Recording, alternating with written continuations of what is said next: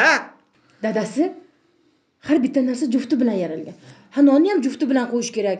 Ha, buni toq qo'ysa yomon bo'ladi. Ha, yaxshi bo'lsin deyman-da uyga. Nonni men olib kelaman ko'chadan. Birorta nonvoyni ko'rmaganman jup non yopib paqillatayotganini. Tushundingmi? Dadasi, Ha. qo'shni Zafar aka bor, o'rtog'ingiz. Zafar patpatmi? Ha, shu pat-pat. Shuni ayolidan so'rab, u Zafar akani o'ziga bildirmasdan ishtonni olib chiqqanman, dadasi. Bilasizmi?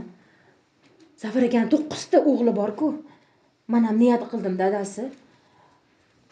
O'ziga bildirmasdan shu ishtonni kiyib yursangiz, ha bizda ham qo'sha o'g'il bo'larmidi? Dugonamga havas qilaman, dadasi. Mana shu ishtonni kiyib oling. Ishtonni emas, o'zini olib kelib qo'ymabsiz-da. Bu nima qilganing? Mani oriyatim qayerda qoldi? Bir kamim endi Zafar patpat ishtonni kiyish qoluvdi. Voy dadasi, nima unaqa deysiz? Ya yirim sirimingga o'tsin ya. Ya quchoqlama buni ishtonni. Ya, meni bunaqa qilib yuragimni siqmagin. Bu ishtonni kiyib bo'ladimi? Ha? Bu insonni ishtoni emas, bu devniki bu.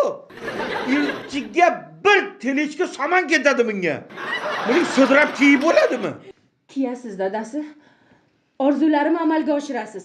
Voy, yig'ishdan ko'ksingga bosma. Meni otasiz? Otmang.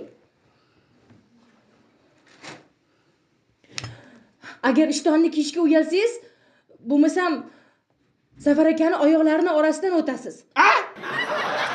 Mana pichoq. Undan ko'ra so'y meni.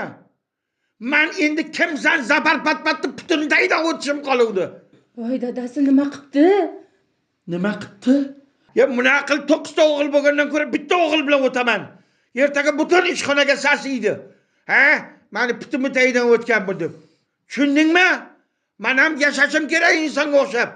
Masxara qiladi maymunga o'xshab. Choyni qo'y, ko'p gapirmagin. Ya.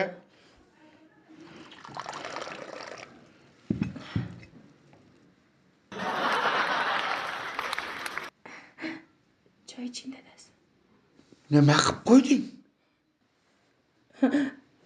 Boylik, dadasi. Ertalabdan boylik tushdi choynakdan. Ha, boshimga surtdim. Irimi shunaqa-da. Choydan iching. Bu Zafar patpatni ishtonni ushlamagan joying qolmadi. Bu ishton bilan qayerlarga bormagan, nimalar qilmagan bu?